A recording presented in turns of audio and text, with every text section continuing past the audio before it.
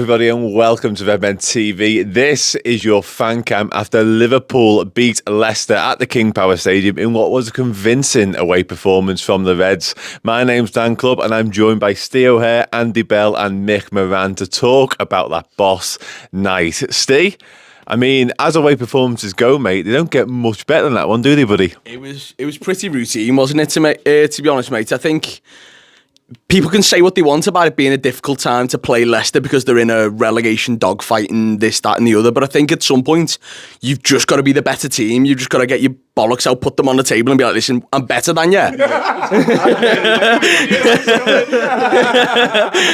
You just got to pull out and be like, listen, we're better. And we're going to prove we're better. And we did that effectively over the 90 minutes. Yeah, we did, mate. It was an interesting one because Leicester came out with quite a lot of energy. They started the game well, as you'd expect from a team sort of battling relegation, like you say, at home, nothing to lose. We've got to go for it from the word go. But Mick, Liverpool rode that little storm and we almost expected them to come out like that, didn't we? And it's like we dealt with that and then we grew into the game and we just took over from then, didn't we? Yeah, I don't want to say it was like vintage Liverpool of like years gone by where we've like battered teams, but like it took us, like you said, 20 minutes, 15 minutes, figure them out, see what they're going to do, try and get their energy out of the legs early doors in terms of seeing what they're going to do. And then I think Liverpool just started knocking it around, popping it around. And as soon as we started doing that, you saw what Liverpool and the new system can do. Quality, Trent picking up those positions. It was just fantastic to watch. And I know, like we said, Leicester aren't a great team, but you still, the quality on show there was just like, some of the goals and some of the play was unbelievable. Yeah. Yeah, well, some of the footy was boss, and it was Trent again dictating matters as well. But Andy, I want to talk about Cody Gakpo again because I thought he was superb. He picks up those positions, and he actually should have won a couple more free kicks than he did. But it's the positions he takes up. It's like Firmino of old, isn't it? We've said it a million times, but defenders just don't know how to deal with him. Don't know whether to go and track him and mark him tight, or stand off him and let him run at them. He's an absolute nightmare, isn't he? Yeah, he's such an intelligent footballer. He's very Dutch in his style of play in the sense that he's always looking for that space. He just seems to have that sixth sense for a little bit of space in the attacking areas where there generally is no space at all because teams are so tight, and especially Leicester mostly playing with two defensive midfielders. Like, it's such a tight part of the pitch to get some space in, and he did it time after time after time. I thought at times his passing was a little bit off in terms of the final ball, but he still has such an impact on that game. He picks up the ball for the second goal, and you won't get the credit for it. Obviously, there's a lot of stuff about the offsides and stuff, and that'll take the limelight away. But actually dropping in there, holding the ball up and getting a pass away to one of the front three was so important. And yeah, I've just been so impressed with him over the last couple of months. It took him about a month or so, maybe 6 weeks to fit in and find his position and find his form. But like ever since then, I think we've got our centre forward for the next 5-10 years potentially. Yeah. No, 100%, mate. Like I say, he's so intelligent, and it is that sixth sense because we've seen other strikers try it. Jota did it okay. Nunes, it never really clicked for him, I don't think, as the false nine, but Gakpo just walked in and gone, oh, yeah, I can do that, no problem at all. We even seen him do midfield last week as well, which just shows you how intelligent a footballer he is. So ask him to go and do those sort of things.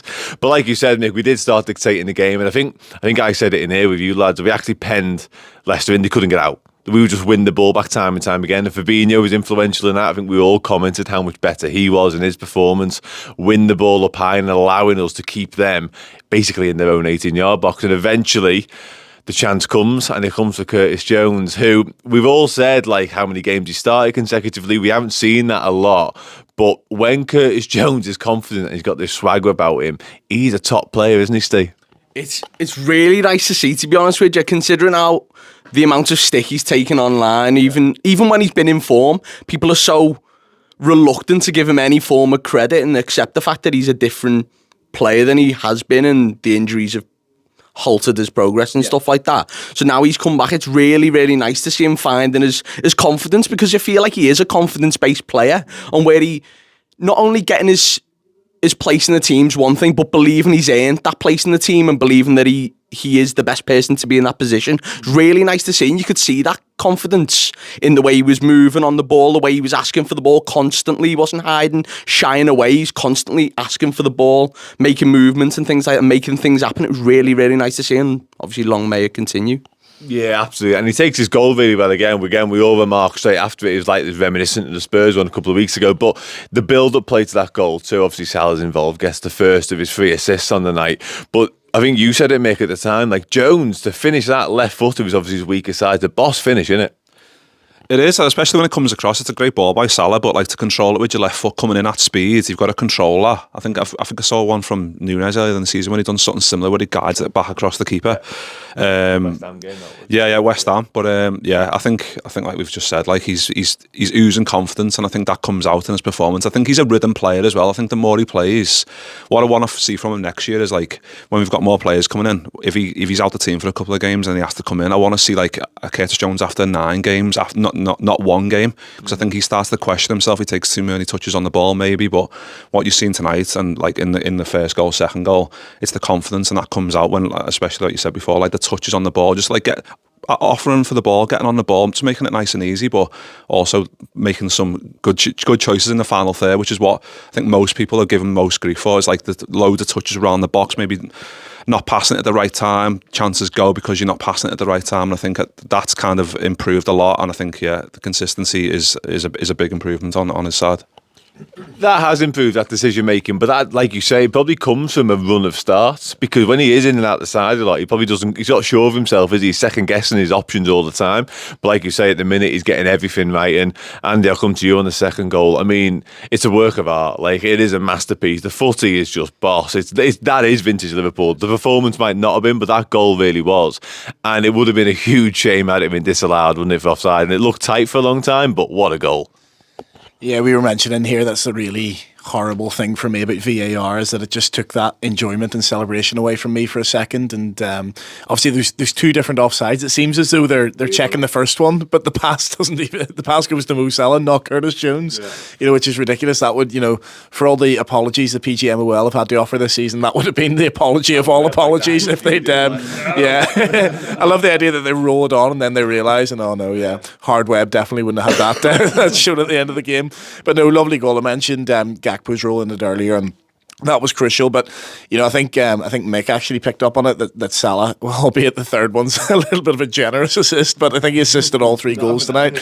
And as much as earlier in the season, this idea that we push him right out wide because his playmaking ability was so good, as much as that was a dreadful tactic and we had to sort of renege on that quite quickly, the idea and the thought and the rationale behind it is correct, that Mo Salah is an incredible playmaker. And I just think he's had to adapt his game so much as a Liverpool player. First season he was kind of Ian Robin, cut inside and hit it every time, then had to improve his weak foot.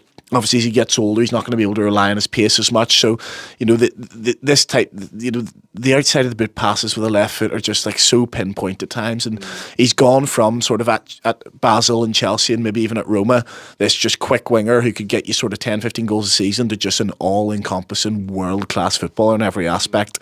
And that's before you even talk about the Curtis Jones finish. It just sits up beautifully. And I think he mentioned that at the start of the season, everyone was laughing at him that he could get 10 goals this year. Listen, if he stays fit, you never know. Maybe not this year. Maybe not. There'll be some finish to the season if he does, mate. Let me tell you. No, but you are right. I mean, Salah's role in the goal again is just he's just boss. Even when he's not scoring, and we'll come to his chance that he obviously misses. I think we all expected. I think I was saying that's four, and obviously he fluffs his lines on that occasion. But yeah, Curtis Jones, to see him confident, to see him playing like that, it's just boss to see. Because I was as guilty as anyone of thinking maybe it's not quite going to happen for him at Liverpool, but that was more down to injuries than anything else. It's got to be said.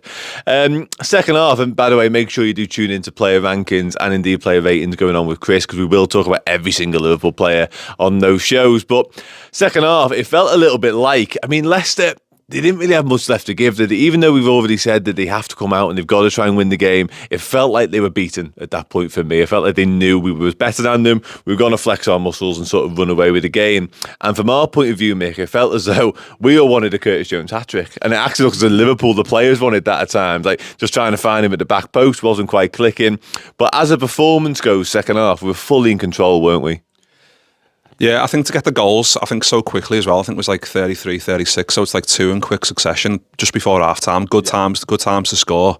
2-0 up. I think I always think that the recent Liverpool's going to try and creep in again, before the good results recently. I'm always thinking, if Liverpool concede, and I think there was a couple of chances where on the edge of the boxes, like if Maddison fires one top corner, you're like, oh shit, what's going to happen now?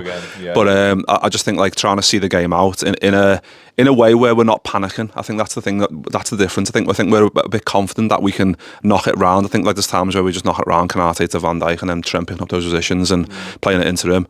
And it wasn't like I was ever worried that we were going to give it away. There was a couple of times we had a few scares and whatever, but I think we've kind of passed that period now where we're shitting ourselves every time we're 2 goals up. We're kind of like, we can get another goal. We just need to keep pushing. And I think that's kind of where the third goal comes from as well, where we kind of just keeping the ball and we're just tiring teams out, basically. Yeah.